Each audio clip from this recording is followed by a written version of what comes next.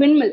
விண்மில்னா என்னன்னு பாக்கிறதுக்கு முன்னாடி ஃபர்ஸ்ட் ஆஃப் ஆல் டிஸ்கவர் செக்னா என்னன்றது. இப்போ இந்த பொசிஷன் எக்ஸாம்பிள் எடுத்துக்கோங்க. ரூக்கு கிங்குக்கு இன்டைரக்ட் செக் கொடுத்துட்டு இருக்கு, நடுவுல பிஷப் பிளாக் பண்ணிட்டு இருக்கு, ரைட்டா?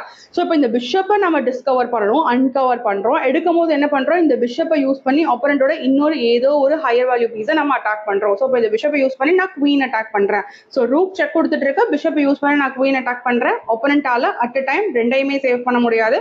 கண்டிப்பா செக்குக்கு கிங்கை தான் மூவ் பண்ணி ஆகணும். நம்ம பிஷப் டேக்ஸ் குவீன் அடிச்சிடலாம். இது டிஸ்கவர் செக். ஓகே, இப்போ விண்மில்ல என்ன டிஃபரன்ஸ் அப்படின்னா, லாஸ்ட் பொசிஷன்ல கிங்குக்கு நிறைய எஸ்கேப்பிங் ஸ்கொயர்ஸ் இருக்கும். ஸோ கிங் எங்கனால மூவ் ஆகும், நம்ம எதை அட்டாக் பண்றோமோ அதை கேப்சர் பண்ணிக்கலாம். ஆனா இந்த பொசிஷன்ல இப்போ இந்த கிங்குக்கு வெறும் ரெண்டு எஸ்கேப்பிங் ஸ்கொயர்ஸ் தான். ஓகே, ஸோ கிங்குக்கு 8 b8 இந்த ரெண்டு எஸ்கேப்பிங் ஸ்கொயர்ஸ் தான் இருக்கு அப்படின்னும் போது அந்த டிஸ்கவர் செக்கே நம்ம ரிப்பீட் பண்ணலாம். ஸோ சிம்பிளா சொல்ல போனா விண்மில் அப்படின்றது a series of discover check. Discover check நம்ம ரிப்பீட் பண்ணி நம்மளால எவ்வளவு நிறைய பீஸ் அடிக்க முடியுமோ அவ்வளவு அடிச்சுக்கலாம். So first of all rook into b7 check. Rook into b7 செக்குக்கு அவங்க கிங்க மூவ் பண்ணி தான் ஆகணும், ரைட்டா? டிஸ்கவர்ல என்ன பண்ணுவோம், ரூக் b4 செக்னு வச்சு நேரா குவீன் அடிச்சுக்கலாம், ரைட்டா?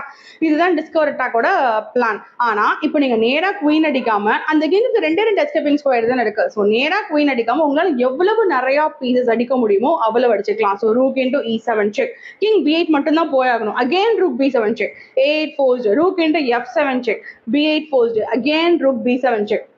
இந்த மாதிரி செக்கா ரிப்பீட் பண்ணி எவ்வளவு அடிக்க முடியுதோ அடிச்சுக்கலாம். Rook into g7 check, king b8, ஃபைனலா rook b7 check, king e8.